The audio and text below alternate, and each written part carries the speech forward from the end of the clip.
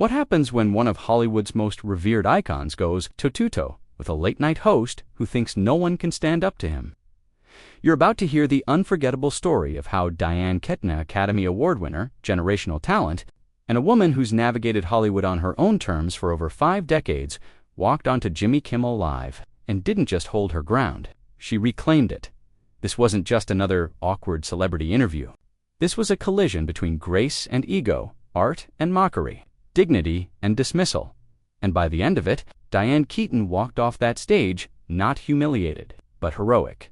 Make sure to subscribe and drop a comment below, because what you're about to witness isn't just tense, it's transformative. The tension started the moment Diane Keaton walked onto the set. She was there to promote her latest film, Quiet, elegant drama about aging in an industry obsessed with youth. It was the kind of role only someone with her life experience could pull off, and the audience clearly knew it. They greeted her with a warm, enthusiastic applause, many rising to their feet as she gave her signature quirky wave and radiant, familiar smile. But behind that desk, Jimmy Kimmel was already smirking. "So, Diane," he began, leaning back like he was already amused, "another movie about getting older in Hollywood. Are we running out of other topics to explore?" The tone wasn't curious. It was condescending. And the shift in the room, it was immediate. The audience, still smiling seconds ago, now shifted in their seats. The band behind Kimmel exchanged uneasy glances. Diane's smile froze for a brief moment, but then she turned to face him fully. "Well, Jimmy," she said, calm and direct, "I think stories about women aging truthfully, gracefully, more necessary than ever. We don't see enough of them in film, or frankly, in culture." Kimmel waved her off with a lazy gesture. Sure, but don't you think people want something a little more exciting? I mean, how many times can we watch Diane Keaton play the same character?" The words hit like a slap. The crowd went completely still. Diane tilted her head, the warmth in her expression cooling just a few degrees. "The same character," she repeated. "Jimmy, I've played everything from Annie Hall to the mob matriarch of The Godfather. I've done screwball comedy, gut-wrenching drama, romance, thrillers, so I'd love to know which same character." "Are you referring to—" Jimmy chuckled, but it was strained now. Still, he pushed forward. "Oh, come on, Diane, you know what I mean? The neurotic, quirky woman trying to figure herself out. It's kind of your brand, right?" And just like that, the room turned. No longer was this a late-night bit. This wasn't harmless banter. This was something else. Diane sat up straighter in her chair. Her tone shifted, still composed, but unmistakably firmer.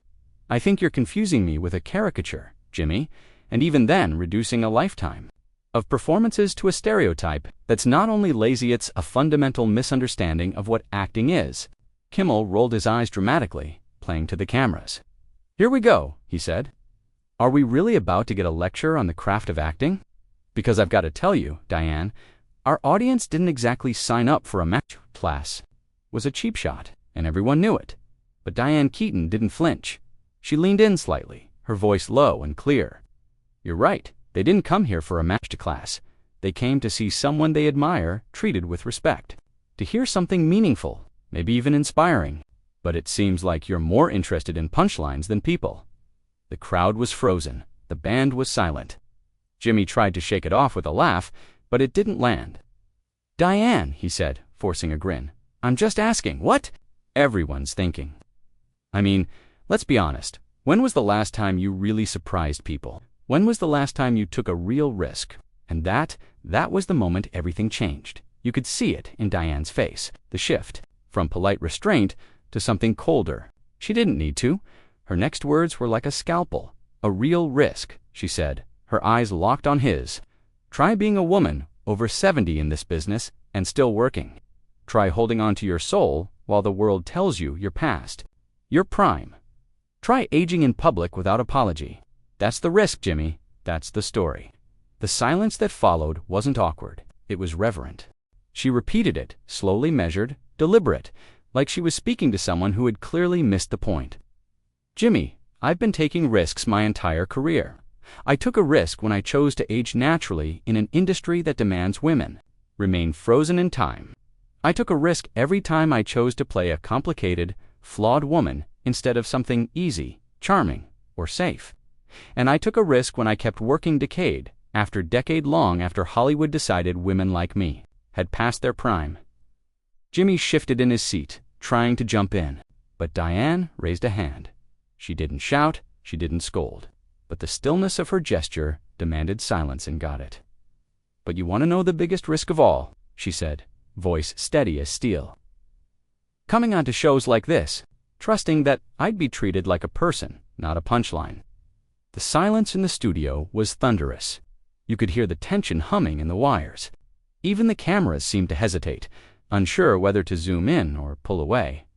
Jimmy's face had gone from smug to visibly uneasy. But still, his ego itched for a comeback. "Look, Diane," he said with a forced chuckle, his tone sliding into condescension. "I think you might be reading a little too much into this. This is comedy. It's what we do. We poke fun. We mess around. Maybe you've just forgotten how to take a joke." Gasps rippled through the audience. He had just accused Diane Keaton, a woman whose comedic timing helped define a generation of not understanding humor. And her response, "Glacial, sensitive," she said, her eyes narrowing. "Jimmy, there's a difference between comedy and cruelty. There's a difference between teasing and targeting. And there's a very big difference between a joke and what you've been doing for the past 5 minutes." Jimmy sat back, his expression faltering, but he still tried to rally. "Oh, come on," he said. "You're really going to act like you can't take a little ribbing? This is Hollywood, Diane. This is the business. If you can't take the heat, if I can't take the heat," Diane cut in, her voice suddenly aflame. "Jimmy, I've been taking heat since before you even knew what a camera was. I've dealt with directors who screamed in my face, producers who tried to bully me into silence, critics who called me washed up every decade since the first one. But never not once have I sat across from a host who invited me onto his show just to tear me down." She wasn't yelling. She didn't need to. Every word hit like a hammer wrapped in silk. The band leader stared at his shoes. The audience was frozen.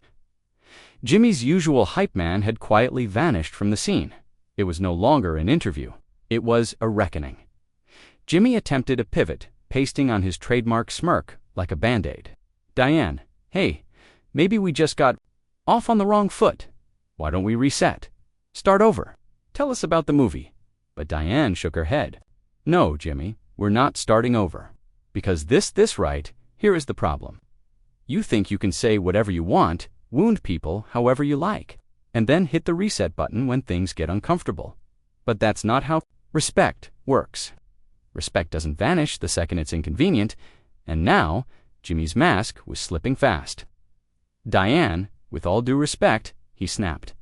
The words soaked in defensiveness. "You came onto my show. This is my house. These are my rules. If you don't like how I do things, maybe late-night television isn't for you anymore." That was it.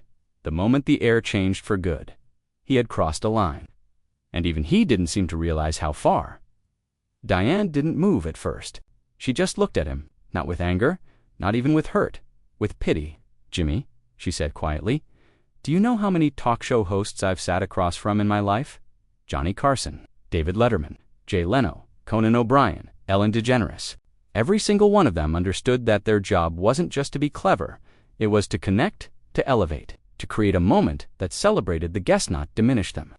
Jimmy opened his mouth to interject, but Diane continued, her voice rising now not in volume, but in clarity. "But you think being cynical makes you smart, and you've built a show on tearing people down instead of lifting them up. That's not clever, Jimmy. That's just lazy." She leaned back in her chair. He had nothing. No quip, no save, no defense. She had come on to promote a film. She ended up delivering a message. "You think entertainment means making your guests feel small," Diane said, her voice calm but cutting. "You think it's clever to make people defend themselves, to chip away at their dignity just so you can feel bigger. All at someone else's expense." Jimmy's expression hardened, his voice rising with frustration. "Now hold on just a minute," he snapped. "I don't need a lecture on how to do my job. I've been doing this for years. Millions of people watch this show. I think I know what I'm doing." Diane looked at him evenly. "Do you?" she asked, softly but firmly. Because right now, you've got one of Hollywood's most respected actresses sitting across from you. And instead of engaging, instead of celebrating the work, instead of offering your audience something meaningful, you've spent the entire segment trying to diminish me." She leaned forward slightly. "Is that your idea of good television?" Jimmy, his face flushed, his carefully crafted late-night persona was unraveling, and everyone could see it. "You know what?" he shot back. "Maybe you're the problem. Maybe you've been in this business so long you think you're untouchable, that you're above criticism." Diane let out a short laugh, but it was cold and bone-dry. "Criticism," she echoed. "Jimmy, you haven't offered any real criticism. You've made vague, uninformed jabs about my work. You've called me repetitive without naming a single role. You've dismissed a career that spans decades without a shred of substance behind your words." She paused. "That's not criticism. That's just cruelty dressed up as comedy." The studio was still. No music, no laughter, no witty one-liners from Jimmy's sidekick, just silence. Every eye locked on Diane. "Look," Jimmy muttered, trying to reset. "I don't know what you want from me here. I'm trying to have a conversation." "No, you're not," Diane replied, voice steel. "You're trying to win. You're trying to prove something, maybe to yourself, maybe to your viewers. But this was never meant to be a competition. This was supposed to be an interview about a film I poured my heart into, about life, about art, about real experiences. And instead, you've turned it into an ego contest that no one asked for." Jimmy slammed his hand on the desk. The gesture was sudden performative meant to intimidate, but instead, it just looked petulant. "You know what? Fine. If you don't want to play along, if you don't want to have a little fun, then maybe we should just end this right now."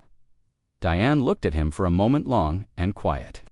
Then she did something no one expected. Smiled, but it wasn't the soft, inviting smile moviegoers had known for decades. It was the kind of smile someone wears before delivering a final blow. She stood. "Jimmy," she said, "I've had this conversation before with directors who thought yelling made them geniuses, with producers who mistook arrogance for authority, with critics who tried to reduce me to a single role or a single decade." She glanced toward the audience, then back to Jimmy. "And every time, I've learned the same thing." The room held its breath. She was in complete command now. Jimmy looked small behind his desk. "The people who try to make others feel small," she continued, "they're always the ones who feel the smallest themselves, the ones who tear others down. They're the ones least sure of what they bring to the table. And those who confuse cruelty with comedy usually understand neither." Jimmy had no comeback. His face went pale, and his jaw moved uselessly, like he might try to say something, but nothing came out, and Diane wasn't done. "Really tragic about this whole thing, Jimmy," she said, quieter now. "You had a chance tonight, a real chance, to sit down with someone who's seen this industry evolve for over 5 decades, who's worked with icons, survived the shifting tides of culture, fame, and power. You had the chance to give your audience something honest, something human." She paused, but instead, you used your platform to try and embarrass me. She let that hang. The audience wasn't just watching, they were absorbing every word. "But here's the thing you still don't get, Jimmy," Diane said, turning to face the audience. "You can't embarrass someone who knows their worth. You can't diminish someone who's already proven themselves. And you absolutely can't intimidate a woman who's survived this business long enough to know exactly when to walk away from people who don't deserve her time." Jimmy opened his mouth, his voice barely more than a plea. "Diane, come on, sit down. Let's just finish the interview. We can talk about your film." Diane shook her head, slow and resolute. "No, Jimmy, we can't, because now your audience has seen you without the charm and cue cards. They've seen what you do when you think you have the power. How you treat someone who walks in here expecting respect and gets ambushed instead. And honestly," she began to unclip her microphone, "I don't think there's any coming back from that." A hush fell across the studio as Diane handed the mic to a stunned assistant. Jimmy fumbled, scrambling to do damage control. "If I offended you, I'm sorry. Maybe I came on a little strong. That's just my style. It wasn't personal." Diane turned back toward him. "But cutting. And that's the problem. You think cruelty is a style. You think disrespect is part of your brand. But the great hosts, the ones who actually understand something you've clearly forgotten. Their job is to make their guests shine, not to make themselves feel bigger. She smoothed her dress, picked up her purse, and said one last thing before walking away. You want to know what real comedy is? It punches up, not down. It finds humor in truth, not humiliation. It connects people, it doesn't isolate them. What happened tonight wasn't comedy. It wasn't conversation. It was ego. Jimmy stood frozen. Diane, please, he said, don't do this. We can fix it. My producers are probably having a heart attack right now. Diane paused, looking at him not with anger, but with quiet disappointment. Then maybe they should be. Because what just happened here wasn't entertainment. It wasn't good television. It wasn't even good business. It was a failure of something basic. Hospitality. When someone accepts your invitation, you treat them with dignity. She stepped back from the chair. You want to know the real tragedy? She said, her voice softer now.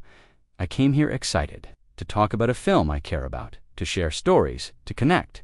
I've been doing this for decades, Jimmy, and I still love it. I still love the work. She looked around the studio. But tonight, that wasn't about my work. That wasn't about anything meaningful. Your audience didn't learn about my film. They didn't learn about my career. They just saw two people reveal exactly who they are when they think no one's watching. She turned to leave, took a few steps toward the edge of the stage, then stopped. And Jimmy, she said without turning back, they are watching. Every single person in this room, everyone at home, everyone who'll see this online. They're watching how you use your platform to lift people up or tear them down, to create something beautiful or something ugly. The camera caught Jimmy's face at that exact moment. You could see the realization dawn, the full weight of what he'd done. This wasn't just another awkward interview. This was the one that would follow him forever. I hope, Diane added, you figure out what kind of host you want to be. Because right now, your audience deserves better than what they just witnessed. And with that, Diane Keaton walked off Jimmy Kimmel Live. Not in rage, not in drama, but with the poise of someone who knows exactly what she's worth and refuses to settle for anything less. Jimmy sat behind his desk, speechless. The audience didn't applaud. They didn't cheer. They sat in stunned silence, processing what they had just witnessed. The cameras kept rolling. The band didn't play. The producers didn't cut to commercial. They just let it sit. Because everyone in that room understood this wasn't a walk-off. It was a reckoning.